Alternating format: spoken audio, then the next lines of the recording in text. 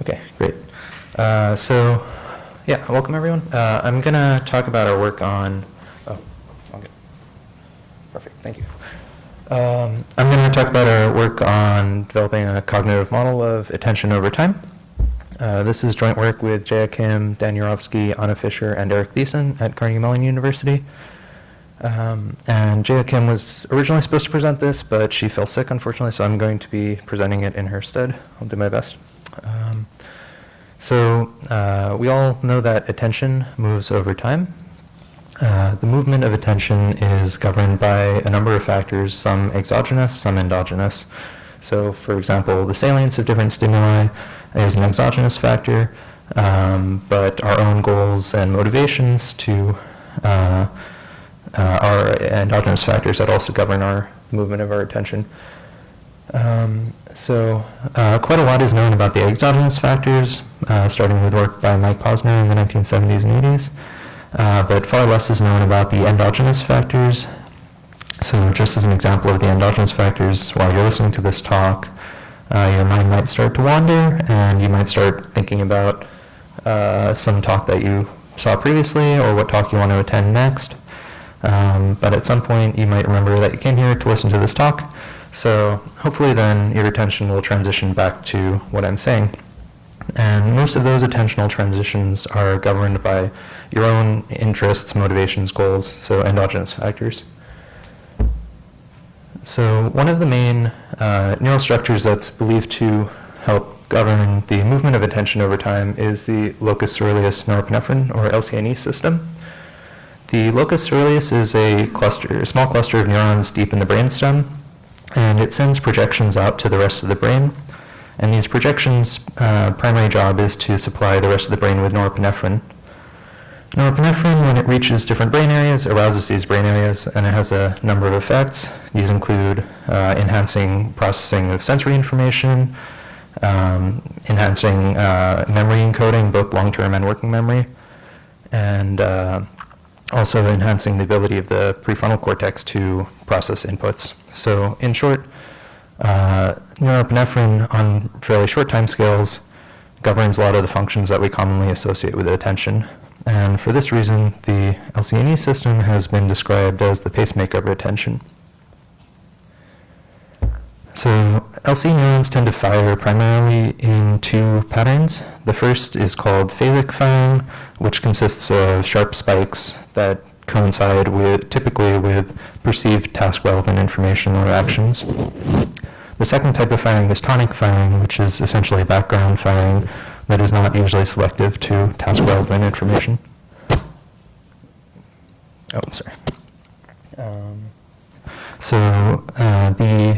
In 2005, Aston, Jones, and Cohen proposed the adaptive game theory of locus coeruleus norepinephrine function. So they suggest that one of the functions of the locus coeruleus norepinephrine system is to help the brain mediate the exploration-exploitation trade-off. And it does this by firing using both phasic and tonic firing in certain patterns or attentional modes. So the first attentional mode they described is the task-engaged mode, which consists primarily of phasic spikes in response, again, to task-relevant information. And this is believed to optimize performance on the task you're performing on hand. The second mode is the distractible mode, which consists primarily of tonic firing. And this is, they propose that this is helpful for transitioning attention to other tasks that might provide higher total reward than the task that you're performing right now. And then finally, they described a third inattentive or disengaged mode, which has low phasic and low tonic firing. And this is associated with rest and may also play a role in task-unrelated thought. So the other piece of background I want to bring in before getting to our study involves child development. So it's fairly well known that in a number of dimensions, children, as they mature, tend to transition from more exploratory behavior towards more exploitative behavior. So for example, younger children tend to prioritize open-ended play, and they tend to perceive the most salient information in their environment, whereas older children tend to perform actions and attend to information that's relevant to their longer-term goals. And there's evidence that this phenomenon is at least partly attentional. There's a series of studies by Vladimir Slutsky's lab that show that this maturation of this movement towards goal-based action and attention is also accompanied with a loss of processing of task-irrelevant information. So in particular, it's not just that computation in general is increasing or that processing is improving with maturation. There's actually a change in the focus of attention over age. So with having these two sort of observations in place, firstly, that the LC&E system plays a role in mediating attention over time, and second, that there's this developmental trend from exploration to exploitation. In this study, the question we asked was whether we can use the adaptive gain theory of LC&E function to model some of these developmental changes along the exploration-exploitation spectrum. So the approach we took was to develop a cognitive model of attention over time. And this model consists of a hierarchical hidden Markov model with 3 higher order attentional states or modes corresponding to the 3 attentional modes in the AGT model that I described earlier. And we fitted this model to data from children performing a visual attention task, and then we used the fit model to ask certain questions about development and test certain developmental hypotheses. So the task we had children perform was track it. It's a sustained visual attention task created by Fisher and colleagues in 2013. And the task is as follows. So before the trial begins, several objects are displayed on the screen on a grid. One of these objects, called the target, is circled in red, and 6 other objects are distractors. Once the trial begins, the circle around the target disappears, so it's no longer distinguished from the distractors, and all of the objects start to move randomly around the grid. So finally, at some random point in time, all of the objects disappear, and the child is asked to identify what grid cell the target was in when it disappeared. So performing this task requires sustaining attention on the target object, and we specifically ask children to follow the target with their eyes. So hopefully it requires particularly overt attention towards the target. And in previous work, we developed a hidden Markov model that allows us, using the eye tracking data as well as the track it position information of the target of the object, to identify in real time where the participant is attending at each. So at each point in time, at 60 hertz, we know what object the participant is attending to. So in this work, we developed a hierarchical hidden Markov model that consists of that adds a 3rd layer on top. So I'll just describe the whole model. At the bottom, we have the visible layer, which basically the data that we see, which is where the participant is gazing at each point in time. On the next level above that is the first hidden layer, which consists of one state for each object on the screen, as well as an off-task state. And when the participant is attending to one of the objects, we model their gaze as Gaussian, centered around that object. And when they're off-task or not engaged with any of the objects, we model it as uniformly distributed on the display. The 3rd layer, which is the new part of the model, consists of 3 attentional modes that reflect the 3 modes from the AGT model that I described earlier. So there's a distractible mode in which we model the participant as attending equally to each of the objects on the screen and transitioning frequently between them. There's a optimally engaged mode where the participant attends primarily to the target. And then there's an off-task or disengaged mode where the participant's attention is not coupled to any of the objects on the screen. And in this case, we just model their gaze as uniform over the screen. So we had 50 children between the ages of 3.5 and 6 years perform track it. And they each performed 10 trials after performing a practice trial where we explained the task. We had to discard data from 8 participants because of eye tracking data quality issues, and that left 42 participants for analysis.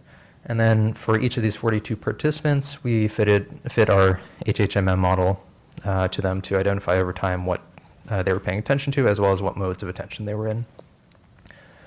And I'm going to describe 2 sets of results. The first sets of results have to do with validating the model. The second set of results have to do with testing particular developmental hypotheses motivated by the model. So the first way we validated the model was to check that the optimally engaged mode did indeed correspond to good task performance, as we would expect. So indeed, the proportion of time that participants spent in the optimally engaged mode was very strongly correlated, correlation of 0.84, with their task performance. And task performance here was measured by whether they correctly identified where the target object was at the end of the trial. So there's a very strong correlation there. And somewhat surprisingly, this correlation was actually stronger, significantly stronger than the correlation between how long they were attending to the target and their accuracy. So one interpretation of this is that the model was sort of able to distinguish between accidentally attending to the target while just exploring the screen versus intentionally attending to the target because you're trying to perform the task. The second way we validated the model was by evaluating the relative importance of each of the components of the model. So we did an ablation study in which we removed each of the 3 modes of the model, and we compared the fit of this submodel to the fit of the overall model. We did to do this, we did cross-validation across the trials within each participant. So basically, for each participant, we held out one of the trials, fit the model to the other 9 trials, and then evaluated the likelihood of the 10th trial. Then we did all the folds and averaged over participants. So the results you can see here, I'm showing the log likelihood of the held out test data, which is sort of an estimate of how well that test data is, how likely that test data is to appear from the fit model. And you can see that the best fitting models are the full model and the model without the disengaged mode. So this suggests that the optimally engaged and distractible modes are quite important for describing participant behavior, but the disengaged mode may not be as important. Okay. So then on the developmental side, as I said, the main thing we wanted to test was whether we can model this movement from exploration towards exploitation over development.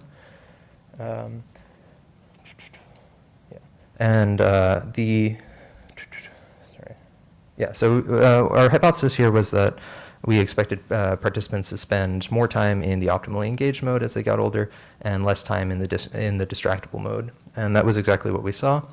So here, for each mode, on the x-axis I've plotted the participant's age. On the y-axis I've plotted the proportion of time that they spent in that mode. So you can see that they spend quite a bit of time in both the distractible and optimally engaged modes, but the amount of time they spend in the distractible mode decreases and the amount of time in the optimally engaged mode increases. We found that participants were not often in the disengaged mode, less than 5% of the time. So this is consistent with the finding on the previous slide that the disengaged mode was not important for fitting the model overall. To sort of summarize, the main conclusion is that we can use the adaptive gain theory to model participants over time, and in particular, the modes set out by the adaptive gain theory are good predictors of participants' task performance. And the second thing we found was that we are able to use these modes to explain this developmental trend from exploration towards exploitation. I want to clarify one point about interpreting our findings. We're suggesting that LC&E plays a role in this developmental trend, but we don't, the LC&E itself develops very early in infancy typically, and so it doesn't really change. What it does do is interact closely with the prefrontal cortex, and that develops a lot in the age range 3 to 6 years that we're looking at. So what we're suggesting is that there are interactions with between the PFC and the locus coeruleus that explain this development. And then finally, I just want to note that although we were sort of basing our model off of the LC&E, we weren't actually directly measuring LC&E activity in this study. So we do have ongoing work where we're using pupilometry to directly measure LC activity. And in this, we're sort of hoping we can see different patterns of pupil dilation based on what mode our model says the participant is in over time. But I don't have data for that, so I'll end there. Take any questions.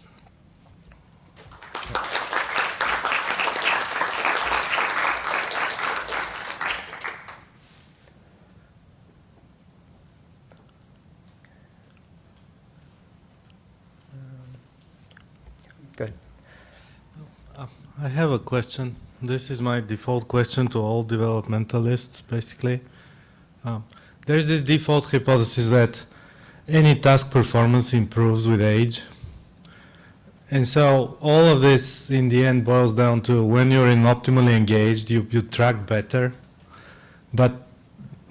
And sure enough, if you set it up in a model that better performance occurs when certain node in the model is active, that node gets more active in late ages.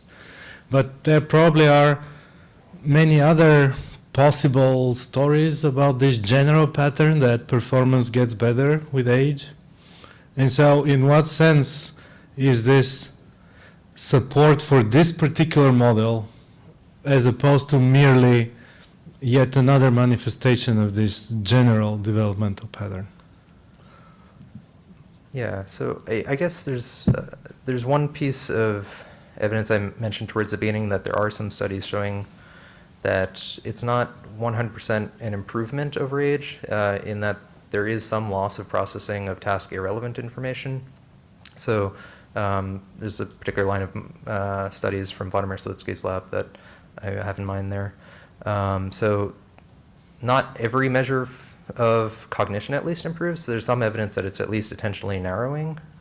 So there's some sort of computation being sacrificed for this. I get your broader point that, yeah, we can't, there certainly are a lot of gaps in terms of tying that to, or sort of excluding all the other possible explanations. But I guess the question here is if we can really model this intentional narrowing. I guess that's what we're trying to get at, I guess. Yep. Thanks.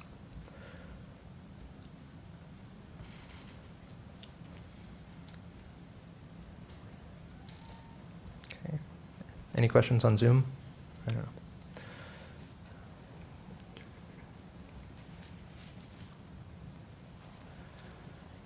Okay, so I think that's about time. So I think we'll move on to our second talk.